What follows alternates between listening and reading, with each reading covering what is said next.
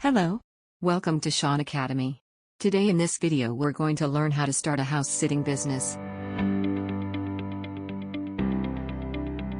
My name is Mary and I will be your business consultant in this video. Now, before we start your house sitting business, let's take a closer look at what goes into starting one and how we can make yours profitable. House sitting is an excellent way to supplement your income while working a full-time job. While many homeowners hire house sitters to help care for their pets, reset alarms, water plants and collect mail and newspapers, they may also want to make their home appear occupied to deter potential break-ins. Some clients may not require you to stay on the premises and may instead request that you visit the house once or twice a day.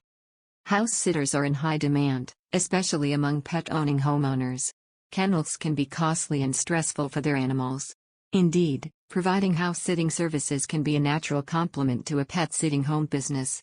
Even if they have home security systems, homeowners may want the added peace of mind of knowing that someone is on the premises keeping an eye on their home and belongings. Some experts believe that homeowners prefer house-sitters in their 40s or older because they believe they will be more responsible, but a house-sitting business is a good option for anyone with a good reputation. The income largely depends on whether you live in the house or visit on a daily basis. Furthermore, income is determined by the number of tasks assigned and the geographic location. A day's pay could range from $25 to $75. You can generally charge more if you live in or have to care for pets. Starting a house-sitting business has several advantages, including 1. It can be run part-time in addition to your full-time job. 2. It has low startup costs. All you need is transportation to and from the homes of your clients. 3. Except for routine tasks like bringing in the mail, feeding the cat, and watering the plants, you go about your normal day, doing what you want. 4. It provides a consistent change of scenery. While there are tasks to be completed, house sitting can feel like a mini vacation in someone else's home.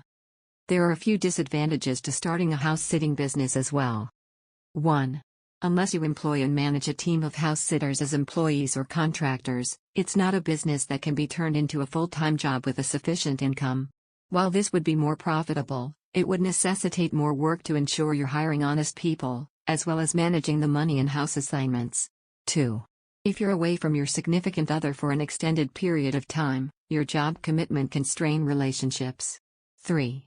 You should pay to be bonded and insured in case of problems, such as if a household item is lost, stolen, or broken on your watch, or if a pet becomes ill, injured, or dies.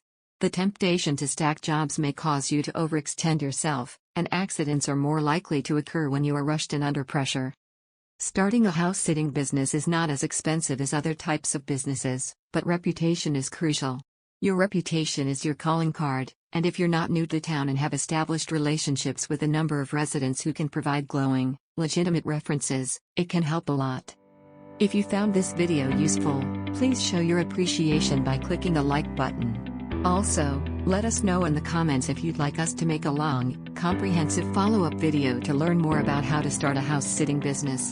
Also, don't forget to click the subscribe button to see more videos from Shaun Academy, an extension for education.